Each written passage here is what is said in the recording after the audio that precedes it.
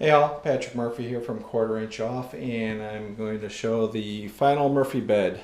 Uh, so this is a Creative Bed Queen standard kit, and I went with horizontal versus vertical just because of the ceiling fan and the small room in here. It barely would have gone across the room if we did the vertical versus the horizontal. So I wanted to do this this way. Originally I was going to put drawers under here to pick it up a little bit to act as a dresser as well. But I changed my mind after looking at the instructions and how to build this. I also was going to build some cabinets over here off to the side, but there just wasn't enough room between there and the closet. So I'll probably build a cabinet here, just probably, I don't know, about 20 inches, put some drawers in there, put some shelves in there for some books and stuff. Now I had several problems with this. One, trying to get this up my stairs, it wouldn't fit in one piece. Like this, just this bed frame piece is two panels here.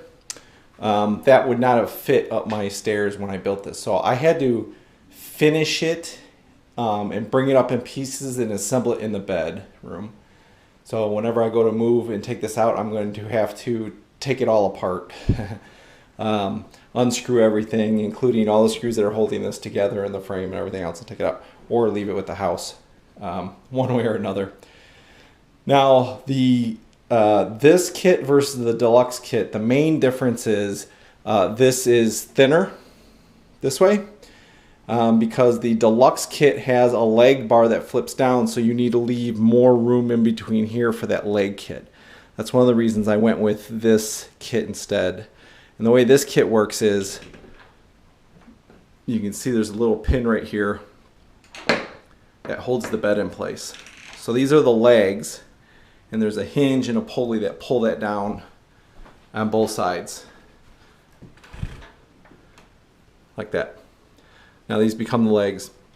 And one of the problems you'll see is I messed with this for a long time trying to get this right.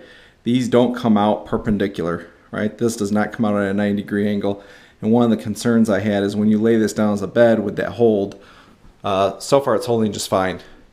So then you have these two false legs, just for decoration, that you use to actually pull the bed down.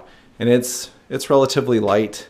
My son's shorter though, so I don't know if he's going to be able to pull it down by himself.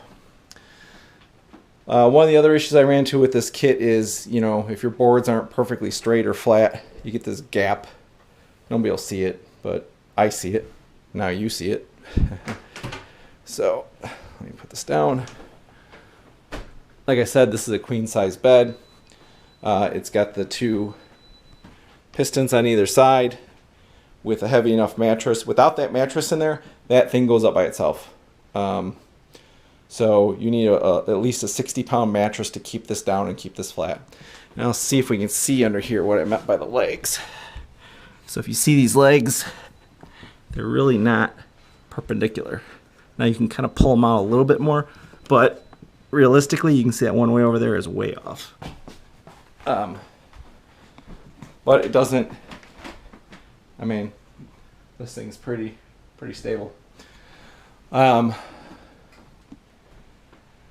Pistons closed up. You got a backboard here just so that you don't hit the wall when you're laying in there. That goes part way down, and I got an outlet here that's probably 5 inches underneath that, so perfect. I just need a flat plug, route the wires up, cut a hole in the top, and then I can plug stuff in on the top if I want to. I did anchor it in at every stud location. I think it said 4, but I said, why not just put a little bit more. Now, one of the problems with finishing this is the directions weren't very clear in some cases. When it comes to putting edge banding on some of the pieces, it didn't go over like this piece. It didn't indicate to put it. So I stained this and polyurethaned it. And then also on these side pieces that didn't tell you to do that. So I didn't realize that until I put the bed together, and I wasn't gonna wait for that. You're never gonna see it on that side, and I'm gonna build a cabinet this tall anyway, so you're not gonna see it. I wasn't too worried about it. What else can I tell you about this? It's got straps. straps that go across this corner to hold the mattress in. Your sheets go over just fine. You will have to take the pillows off when you fold it up, but the rest of it, your sheets, your blanket, your comforter fit fine on there. I just took them off just to be able to walk around with this.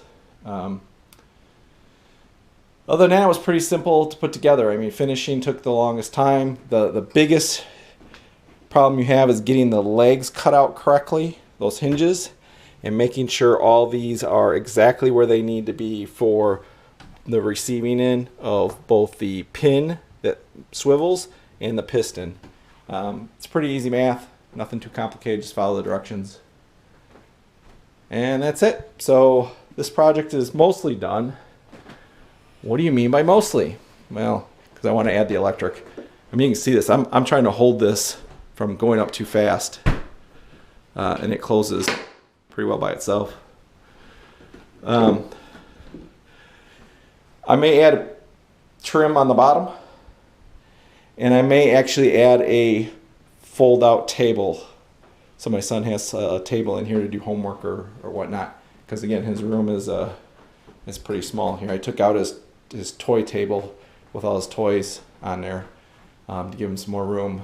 He's gonna be mad at me for that one, but there you have it. That's it. Maybe some trim on the bottom. You know, I can do some decorative trim in the middle to kind of break it up. This really isn't that visible, so I'm not worried about it. And that's about all I can see doing it for now. Thanks for watching. Bye.